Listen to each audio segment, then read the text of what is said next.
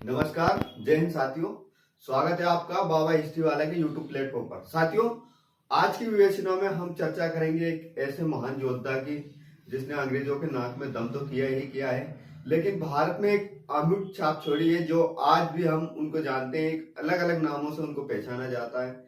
साथियों, इसी चर्चा के क्रम में मैं बताना चाहूंगा कि भारत के उन महान स्वतंत्रता संग्राम या क्रांतिकारियों के बारे में हम चर्चा तो करेंगे ही।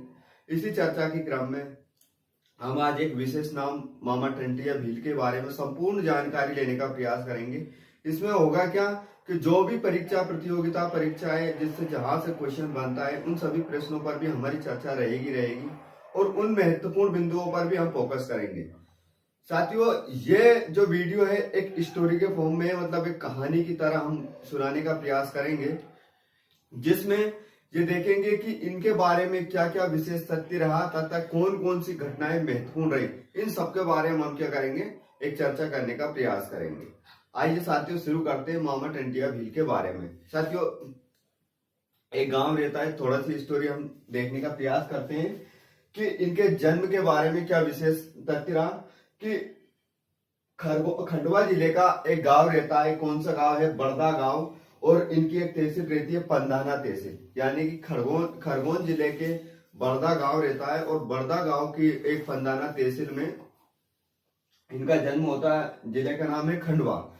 तो इस जिले में भाव सिंह नाम का एक किसान व्यक्ति रहता है। उन किसान व्यक्ति के घर में एक बालक का जन्म होता है। बालक तो बचपन से, मतलब जब जन्म होता है तो एकदम सूखे डंठल की तरह था, मतलब दुबला पतला शरीर से था। लेकिन जब दुबला पतला शरीर का बालक था और इतना कुछ हष्ट-पुष्ट नहीं था, तो निमाड़ क्षेत्र में सबसे ज्यादा क्या होता है, लगभग ज्वार की खेती की जाती है। किसकी खेती की जाती है?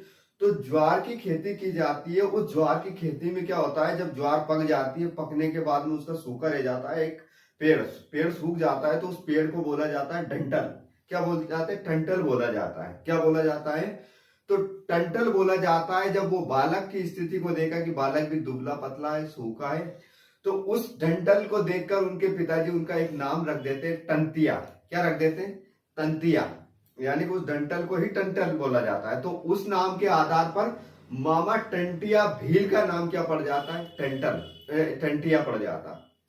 अब भाई बात आगे बढ़ती जाती। बालक बहुत सूखा पतला तो था, दुबला पतला तो था, लेकिन बचपन से ही बालक एक होनहार, एक तेज तर्रार और एक योद्धा टाइप की उनके अंदर प्रवृत्ति थी। तो ये क्या करते, छोटी छोटी अपनी सभाएं बनाते, यानी कि बालकों के साथ घूमते टहलते खेलते और एक राजा का किरदार करते। वहां पर एक झुंड बनाकर उनको न्याय देना और एक व्यवस्थित काम करने का ये प्रयास करते हैं। और किसी से डरते नहीं, एकदम स्वाभिमानी व्यक्ति। बचपन से ही उन्होंने गोपन, तीर कमान, गुलेल आदि छोटे मोटे औजारों को चलाना भली भांति अच्छे से सीख लिया था, क्योंकि इनके पिताजी ने भी इनको ये शिक्षा पूर्ण रूप से दे दी थी।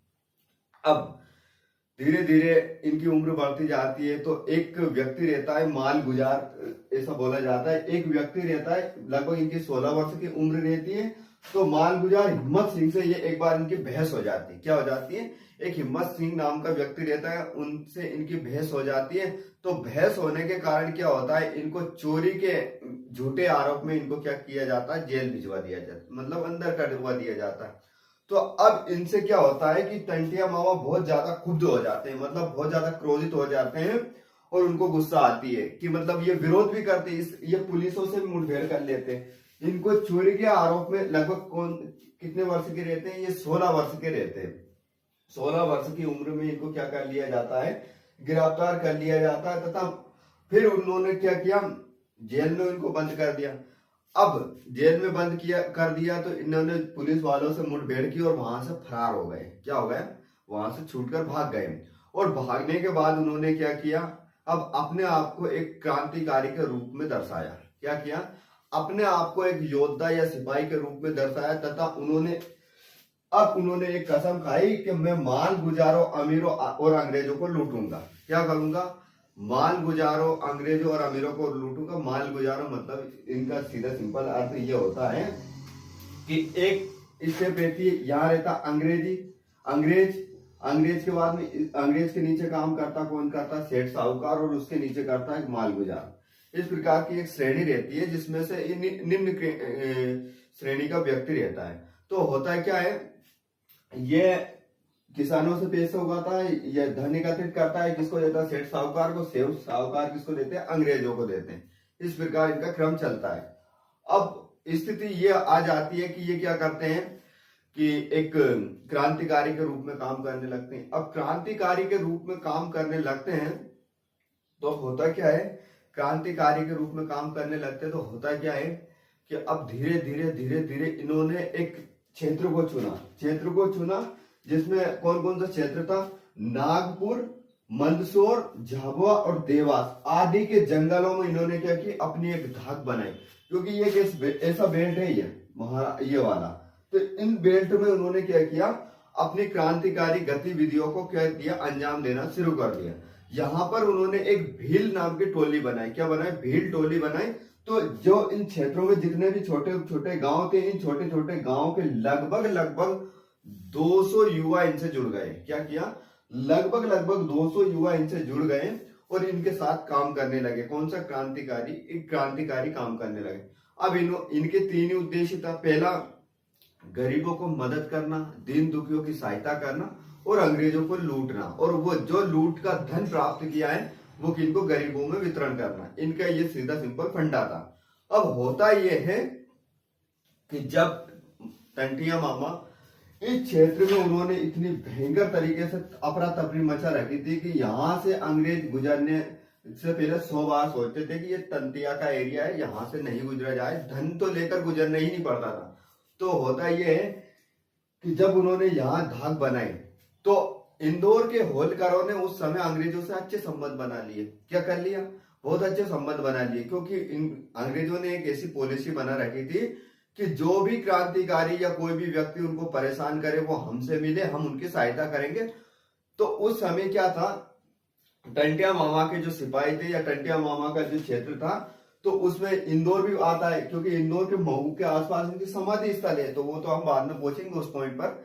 लेकिन जब होता यह है कि टंटिया मामा जब लूटपाट मचा रहे थे इस बेल्ट में, पूरा नागपुर, मंदसौर, झाबुआ और देवास के जंगलों में उन्होंने अपनी धाक बना रखी थी।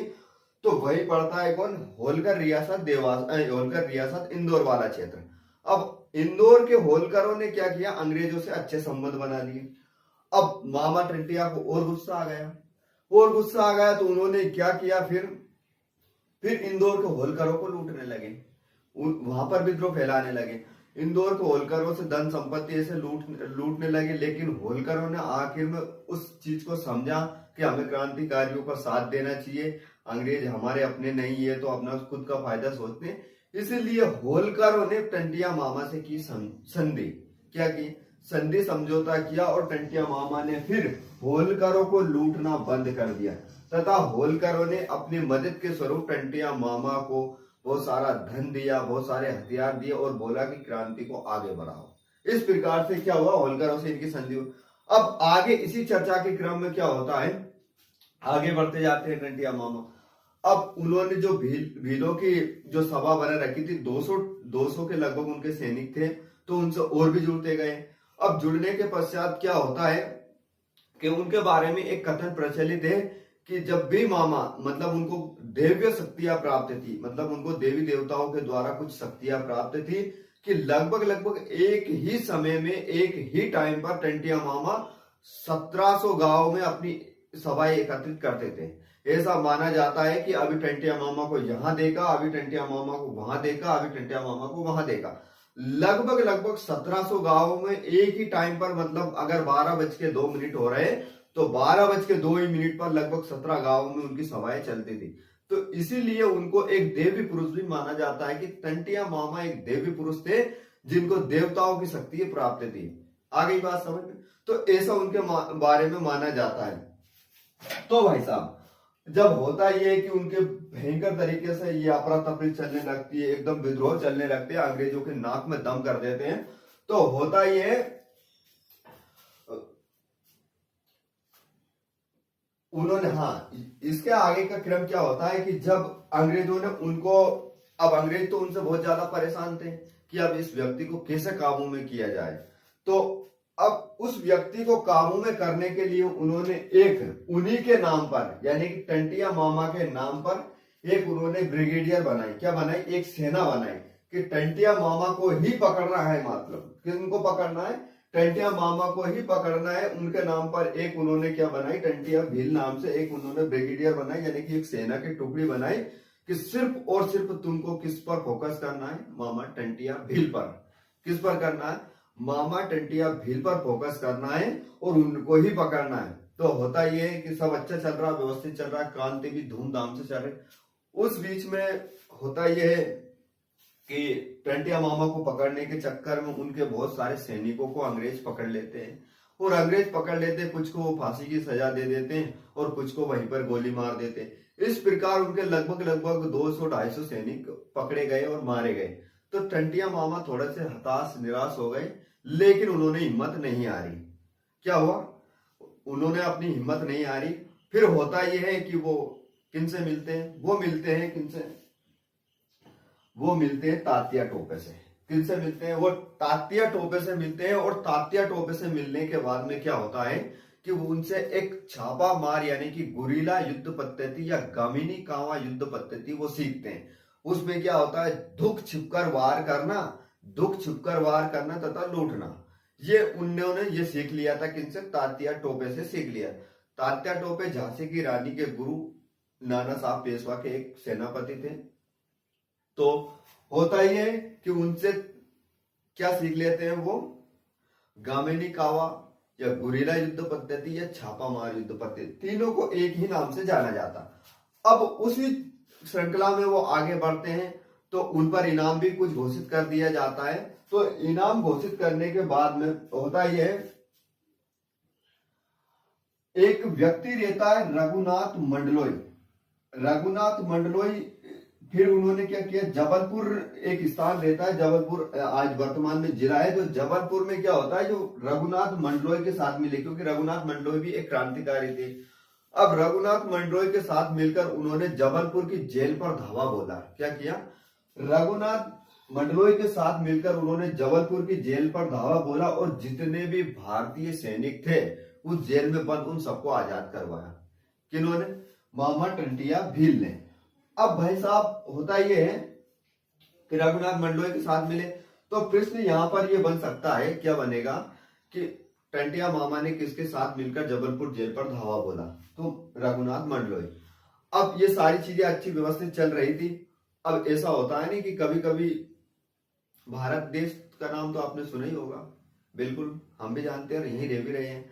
तो भारत, हमारे भारत देश में उच्च कैटेगरी के यानी कि उच्च कैटेगरी के कौन है, क्या मान सकते हैं, एक तरीके से धोखेबाज लोग, ऐसा मान सकते हैं कि उच्च कैटेगरी के गद्दारों की यहाँ पर कमी नहीं थी भारत में।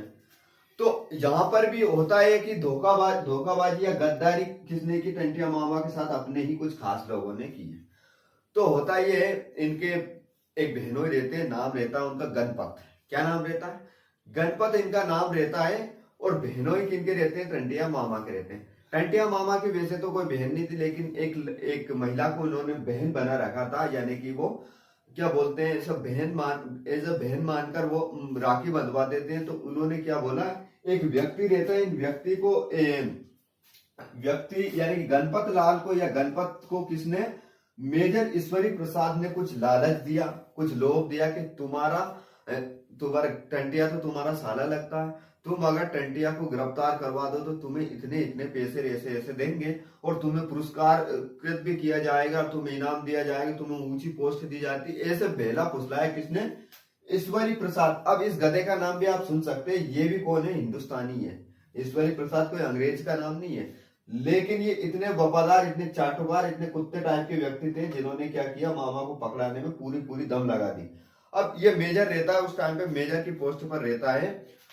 अब होता यह है कि ये गणपत लाल को क्या देता है, ये मतलब देता है कि लालच देता है, लोभ देता है। तो अब गणपत क्या करता है, उसकी बीवी से बोलता है, उसकी पत्नी से क्या बोलता है कि तुम ऐसे करो कि अब रक्षाबंधन आ रही तो तुम अपने भाई को पत्र भेजो कि बोलो कि भैया बहुत दिन हो गए, आप हमसे मिलो, रक्षाबंधन भी आ गए, राखी बांधनी है मुझे, और होता ये है कि मामा अपनी बहन की बात रखने के लिए क्या करते हैं, उनके घर पधारते हैं। अब घर आते हैं तो क्या करते हैं, बढ़िया से मनवार करते हैं, अच्छे मतलब सुव्यवस्थित काम से उनका सब कुछ चलता है कि रक्षाबंधन पूरे धूमधाम से मनता है।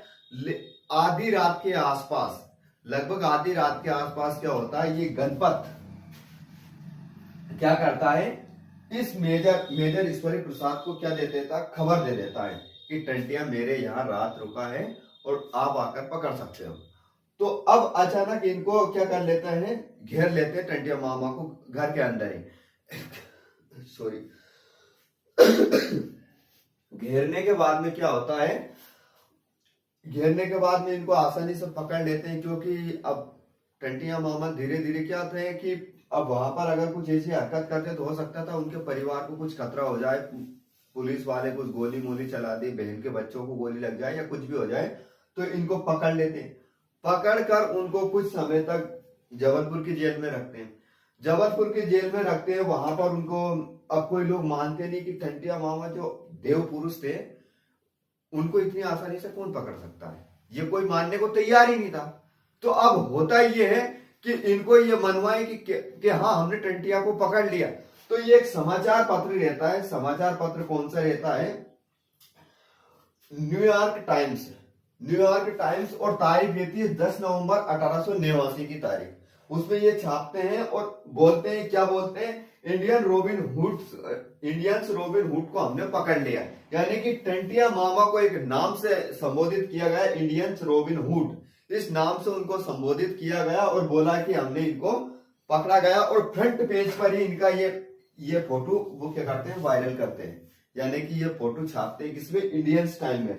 तो ये अखबार का नाम भी आपसे पूछते हैं, न्यूयॉर्क इंडियंस टाइम में, न्यूयॉर्क टाइम नाम का ये अखबार रहता है। इस अखबार के फ्रंट पेज पर यानी कि पहले पेज पर इनकी तस्वीर छापी जाती है और जिससे विश्वास हो जाता है लोगों को कि मामा को पकड़ लिया गया। अब भाई साहब इन पर केस चलता है, इन पे केस चलता है तो सैकड़ों मुकदमे इनके ऊपर आते हैं, कहीं लूटपाट के, कहीं किसके, क्योंकि इनकी आदत तो यही थी कि बचपन से ये लूट रहे थे और लूट कर गरीबों का ये क्या करते थे, पालन पोषण करते थे। तो अब वो काम उनका अच्छा था, क्योंकि भारत की धन संपत्ति भारत में ही रहे, भारत के लोगों को ही पास रहे, ये सबसे अच्छी बात है ना। तो इन्हीं चीज को ये फॉलो कर रहे थे। अब इनके पास मुकदमा चलता है तो इनको भैया फांसी की सजा दी जाती है, इनको फांसी की सजा सुनाई जाती है। अब फांसी की सजा कब सुनाई जाती है, इनको फांसी की सजा सुनाई जाती है 19 अक्टूबर 1889 को। कितनी, 19 अक्टूबर 1889 को इनको फांसी की सजा सुनाई जाती है। और फांसी की सजा सुनाने के बाद में क्या करते हैं, इनको फांसी की सजा सुनाने के बाद में इनको फांसी दी जाती है 4 दिसंबर 1889 को। कब दी जाती है, 4 दिसंबर 1889 को इनको सजा दी जाती है। लेकिन होता ये है, क्या होता है कि अब इतना बड़ा क्रांतिकारी पकड़ा गया, सारी जगह विद्रोह फैल जाए, तो इसीलिए क्या करते हैं, इनको फांसी की सजा देकर इनके शव का ये क्या करते हैं, अंतिम संस्कार नहीं करते। अंतिम संस्कार नहीं करते तो ये क्या करते हैं, पाताल पानी महू, ये इंदौर का एक स्थान है, पाताल पानी महू इंदौर के एक स्थान पर ये क्या करते हैं, अंग्रेज इनके शव को वहां फेंक आते हैं। क्या करते हैं, मामा का शरीर वहां पर फेंक आते हैं, जहां पर कहां पर, पाताल पानी महू में इनके शरीर को फेंक आते हैं। और वहां पर सुबह जब लोग जाते हैं तो उनके शरीर को उठाते हैं और बाकायदा उनकी पूरे सम्मान के साथ इनके शरीर का अंतिम संस्कार किया जाता है, तथा वहां पर इनके नाम पर एक मंदिर स्थापित किया जाता है टंटिया मामा का, जहां पर इनके कुल देवी देवताओं की भी तस्वीरें लगी हुई है या उनकी मूर्तियां हैं। तो इनकी समाधि स्थल कहां पर था, पाताल पानी महू में। आगे बात समझ, ये इनकी एक ओवरऑल स्टोरी है। लेकिन अब कुछ फैक्ट हैं, उन पर भी हमें चर्चा करनी आवश्यक है। तो दूसरी चीज है, इनके पिता का नाम था भाव सिंह, आदिवासी एक किसान परिवार था, इनका यहाँ पर जन्म हुआ। इनके अन्य नाम थे टंटिया या टंडरा। ये टंडरा अंग्रेजों के द्वारा दिया गया नाम माना जाता है, लेकिन ऐसा कुछ प्रमाण मिलता नहीं है, क्योंकि पीएससी कुछ भी मान लेती है। अब हो सकता है पीएससी ने जो माना है, क्योंकि ये पीएससी में ये नाम पूछा गया था, इसलिए अपन ने नाम दिया है। तो अब ये दो इनके नाम हो गए, लेकिन इनको अलग अलग नामों से और जाना जाता है। इनकी अन्य और भी उपाधियां थी, जिसमें इंडियन रोबिन हुड के नाम, जिसमें न्यूयॉर्क टाइम्स ने ये नाम दिया था। दूसरा, निमाड़ का गौरव भी इन्हें कहा जाता है। मामा टंटिया भील को निमाड़ का गौरव भी कहा जाता है। टंटिया मामा के नाम से भी इनको जाना जाता। अब इनको मामा नाम कैसे पड़ा? भीलों में सबसे सम्मानीय और सबसे लोकप्रिय अगर कोई सा संबोधित शब्द है तो कौन सा है? मामा शब्द है। इसीलिए टंटिया मामा को या टंटिया भील को लोग प्रेम से क्या बोला जाता है? मामा बोला। आगे बात समझ। दूसरी चीज और ये है कि इनका एक ही सिद्धांत था, ये गरीब और दीन दुखियों की ये मदद करते थे, लाचारों की ये सहायता करते थे तथा उनको अपने साथ लेकर चलते थे। इसीलिए लोग इनसे प्रेम से क्या बोलते थे? मामा बोलते थे। दूसरी चीज, आदिवासी नायक भी इनको कहा जाता है क्योंकि यह आदिवासी युवाओं को लीड करने का काम करते थे, तो इनका एक नाम और पड़ गया आदिवासी नायक। दूसरा नाम है, देखो अब अपन ने देखा इंडियन रॉबिन हुड, ये नाम किसका है? मामा टंटिया भील का। इसी प्रकार निमाड़ का रॉबिन हुड किसे कहा जाता है? ये कंफ्यूजन पॉइंट है। इसी प्रकार निमाड़ का रॉबिन हुड है भीमा नायक। क्या नाम है? भीमा नायक। यानी कि इंडियन रॉबिन हुड किसका नाम है? टंटिया भील का नाम है। और निमाड़ का रॉबिन हुड किसका नाम है? भीमा नायक का नाम है। आगे बात समझ में। अब ये पॉइंट अपने पूरे हो गए। अब बात करते हैं करंट की। वर्तमान में करंट में क्या क्या हुआ? इंदौर का जो चौराहा है, भौरकुआ चौराहा, उसका नाम बदलकर भी क्या क्या दिया गया? टंटिया भील चौराहा। पाताल पानी में जो ट्रेन रेलवे स्टेशन है उसका नाम भी बदलकर क्या कर दिया? पाताल मामा टंटिया भील ट्रेन स्टेशन। इस प्रकार क्या होता है दोस्तों, आज हमने कोशिश करने का ये प्रयास किया है कि पूरी ओवरऑल स्टोरी टंटिया मामा के बारे में जानने का प्रयास किया। इसी में छोटी मोटी अगर कोई त्रुटि होती हो तो माफ करिएगा। नमस्कार, जय हिंद साथियों।